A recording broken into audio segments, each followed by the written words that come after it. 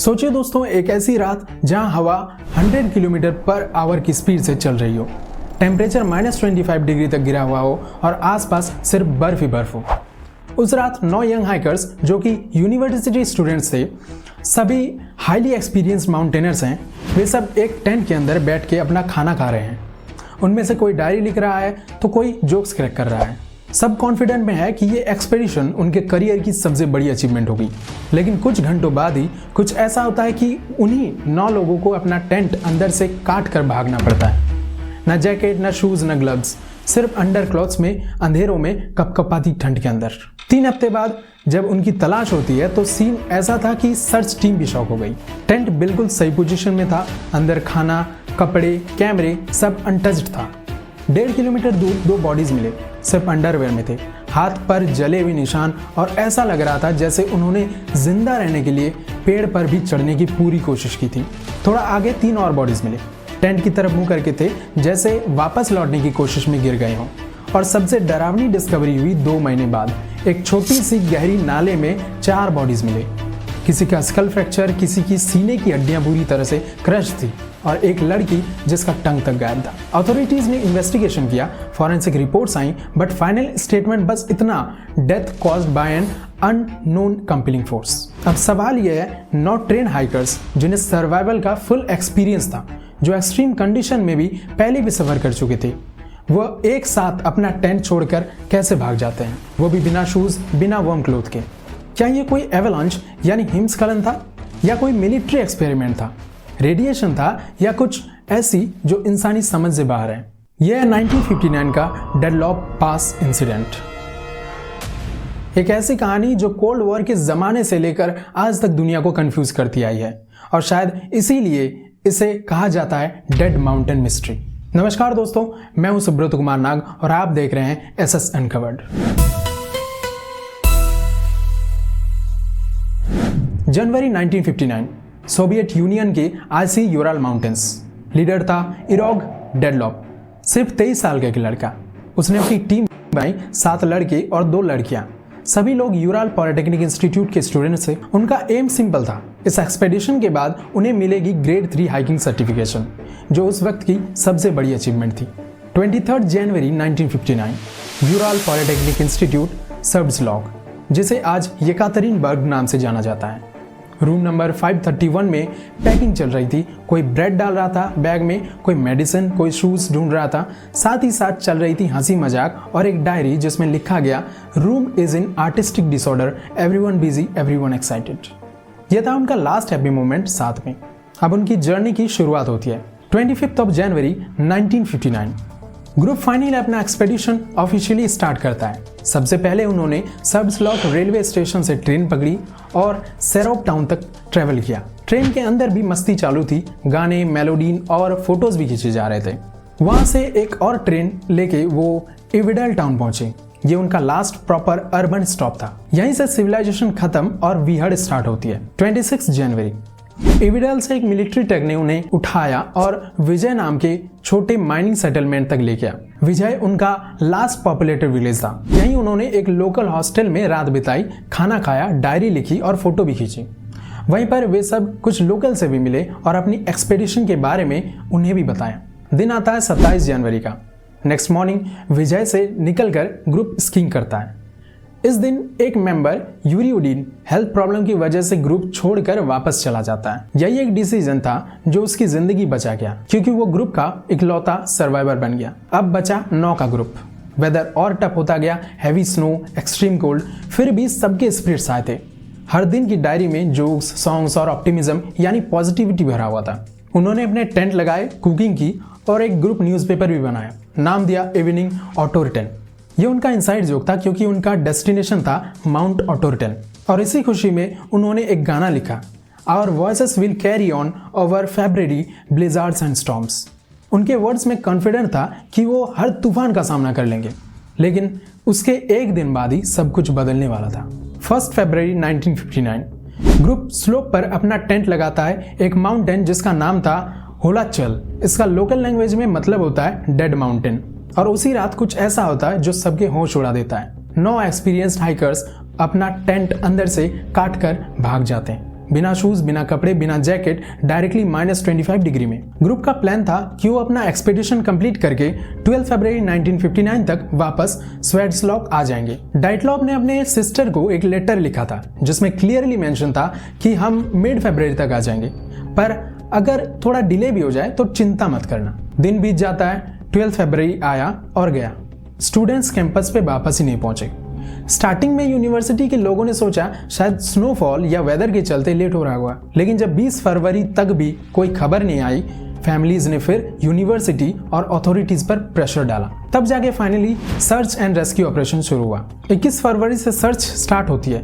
पहले volunteers, students, teachers और local Mansi hunters निकले। बाद में आर्मी और पुलिस भी ज्वाइन करते हैं। हेलीकॉप्टर्स और प्लेन भी भेजे गए और फिर जो उन्हें मिला उसने सबको हिला डाला। 26 फरवरी 1959 सर्च टीम को एक टेंट मिलता है होलचल माउंटेन के स्लोप पर। टेंट हाफ धसा हुआ था स्नो में। सबसे शॉकिंग ये था कि टेंट अंदर से कटा हुआ था, जैसे हाइकर्स ने खुद अपने नाइफ से उसे फाड़कर भाग निकले हों। टेंट के अंदर सब कुछ अनटच्ड था, शूज, जैकेट, फूड, खाना बनाने वाला बर्तन, यहाँ तक कि गर्म कोको का भी एक फ्लस्क भी पड़ा हुआ था। जैसे सबने जल्दबाजी में टेंट छोड़ दिया और वापस आने का प्लान भी नहीं बना पाया। फिर रेस्क्यू टीम ने नीचे वैली में सर्च किया। 1.5 किलोमीटर दूर एक कैडर ट्री के नीचे 2 बॉडीज मिली, यूरी डोरोशेंको और जॉर्जी क्रिवोनोशेंको का। दोनों नंगे पांव और सिर्फ अंडरवेयर में थे। उनके हाथों पर जले हुए निशान थे और पेड़ के ब्रांचेस टूटे हुए थे, जैसे दोनों ने जिंदा रहने के लिए पेड़ पे चढ़ने की भी पूरी कोशिश की हो। कैडर ट्री से थोड़ा आगे टेंट की तरफ लाइन में 3 और बॉडीज मिली। इगोर डेटलॉप जो कि टीम का लीडर था, जीना कोल्मोगोरोवा और रुस्तम स्लोबुदीन, ये सब भी टेंट की तरफ मुंह करके गिरे हुए थे, जैसे वो वापस टेंट की तरफ आने की कोशिश में थे लेकिन जिंदा वापस ही नहीं आ पाए। इस वक्त तक 5 बॉडीज मिल चुकी थी। सब हाइपोथर्मिया से मरे हुए लग रहे थे, बट रुस्तम के हेड पर एक हेयर लाइन फ्रैक्चर भी था। लेकिन अभी भी 4 हाइकर्स मिसिंग थे।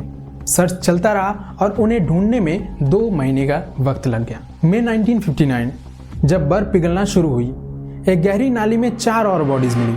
ल्यूडमिला डुबिनिना, अलेक्जेंडर ज़ोलोटारियोव, निकोलाई थिबोब्रिनियोल्स और अलेक्जेंडर कोलेवितोर।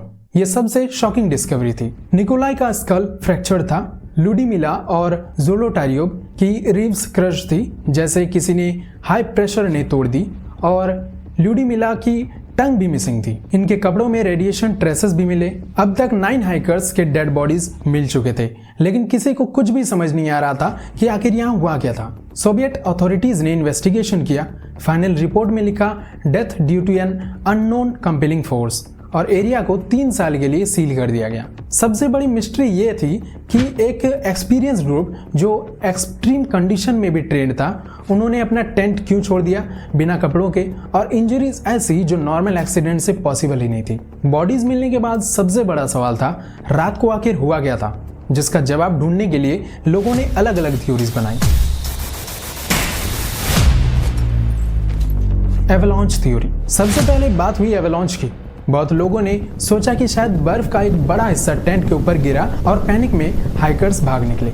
टेंट भी अंदर से कटा था तो लगा कि इमरजेंसी एस्केप ही था, लेकिन जब एक्सपर्ट्स ने जगह देखी तो समझ आया कि स्लोप उतना चढ़ाव था ही नहीं। टेंट भी सही सलामत थी और जो इंजरीज कुछ लोगों में मिली थी वो एवलांच से मैच ही नहीं करती थी, यानी एवलांच थ्योरी पूरी तरह से फिट नहीं हो रहा था। Wild animal theory. दूसरी थ्योरी थी कि शायद किसी वुल्फ या बेयर ने अटैक कर दिया। लोगों ने सोचा कि जानवर के डर से हाइकर्स टेंट काट के भागे होंगे, लेकिन फॉरेंसिक ने दिखाया बॉडीज पर ना पंजों के मार्क्स थे ना बाइट के। टेंट के अंदर का खाना भी अनटच्ड था। अगर वाइल्ड एनिमल होता तो खाना भी इधर उधर फैला होता, तो ये थ्योरी भी वीक निकली। फिर आई एक साइंटिफिक एक्सप्लेनेशन, इंफ्रासाउंड। साइंटिस्ट ने भी बोला कि माउंटेन की शेप और तेज ठंडी हवाओं की वजह से लो फ्रीक्वेंसी साउंड वेव्स बनी। ये आवाज इंसान डायरेक्टली नहीं सुन पाता, लेकिन उससे डर, पैनिक और डिसओरिएंटेशन होता है। ये सब चीजें इंसान को हेलुसिनेशन में डाल देती है। शायद हाइकर्स को लगा कि टेंट के अंदर रहना खतरनाक है, उन्होंने टेंट कट किया और पैनिक में बाहर निकल गए। ये थ्योरी पैनिक समझाती है, लेकिन इंजरीज का क्लियर जवाब ये भी नहीं दे पाती। Military test theory. Cold war के टाइम पर रशिया में सीक्रेट मिलिट्री टेस्ट होते थे। बहुत लोगों का मानना है कि हाइकर्स गलती से आर्मी के किसी टेस्ट एरिया पे पहुंच गए होंगे, शायद पैराशूट माइंस या मिसाइल टेस्टिंग चल रही थी। ये बात और स्ट्रॉन्ग लगती है क्योंकि कुछ कपड़ों में रेडिएशन मिला और कुछ लोकल्स ने आसमान में ऑरेंज लाइट्स भी देखी। लेकिन अगर ब्लास्ट हुई होती तो टेंट और ट्रीज पर भी इसका असर होता।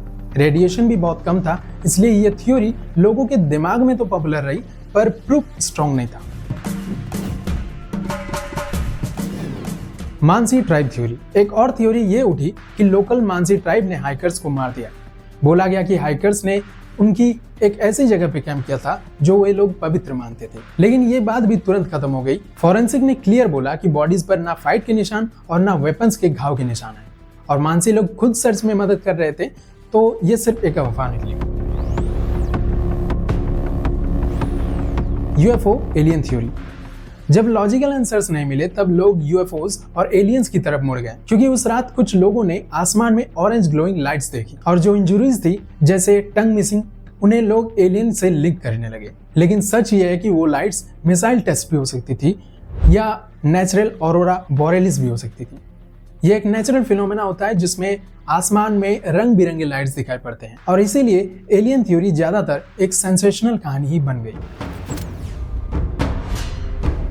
Internal conflict theory. कुछ लोगों ने बोला कि शायद ग्रुप के अंदर फाइट हो गई थी, लेकिन डायरीज और फोटोज दिखाते हैं कि ग्रुप एक फैमिली जैसा था। सब यूनाइटेड थे, मस्ती मजाक चलती थी, और जो सीवियर इंजुरीज थी वो एक ह्यूमन फाइट से पॉसिबल ही नहीं थी। तो दोस्तों, आखिर में हुआ क्या था डेडलॉक पास पर? किसी ने कहा एवलांच, किसी ने कहा इंफ्रासाउंड, किसी ने कहा मिलिट्री टेस्ट, और कुछ ने तो एलियंस तक को जिम्मेदार ठहरा दिया। लेकिन असली बात यह है कि आज तक एक भी थ्योरी सब सवालों का क्लियर जवाब नहीं दे पाई। अथॉरिटीज ने उस वक्त जो रिपोर्ट निकाली थी उसमें लिखा था death due to an unknown compelling force, बस इतना ही। ना और डिटेल्स, ना कोई सॉलिड एक्सप्लेनेशन। केस क्लोज कर दिया गया और जहां उनकी बॉडीज मिली उस एरिया को 3 साल के लिए बंद कर दिया गया। सोचो, इतना बड़ा मिस्ट्री और उस पर एक लाइन लिखकर डस्टबिन में डाल दिया गया। और इसी वजह से आज भी जब कोई डेडलॉक पास के बर्फ से ढके हुए पहाड़ों में खड़ा होता है तो उसे हवाओं की चीख सुनाई देती है। वो साइलेंस, वो खामोशी, जैसे नौजवान हाइकर्स की आत्माएं अभी भी अपनी जवाब ढूंढ रही हो। उन लोगों की डायरीज में लिखे मजाक, उनके गाने, उनकी तस्वीरें सब एकदम जिंदा लगती हैं, जैसे वो आज भी कहीं से कह रहे हो, हमने अपना सफर तो शुरू किया था लेकिन उसका अंजाम दुनिया कभी समझ नहीं पाएगी। और शायद इसीलिए डेडलॉक पास की कहानी एक मिस्ट्री नहीं, एक लेजेंड बन चुकी है। एक ऐसी कहानी जो हर साल नए क्वेश्चंस खड़े करती है, नए रिसर्चर्स को अट्रैक्ट करती है, लेकिन जवाब वहीं के वहीं रुक जाती है। सोचने वाली बात यह है कि अगर इतने सालों बाद भी वर्ल्ड के टॉप साइंटिस्ट, हिस्टोरियंस और इन्वेस्टिगेटर्स इसका आंसर्स नहीं निकाल पाए, तो क्या सच में हम कभी जान पाएंगे कि उस रात हुआ क्या था?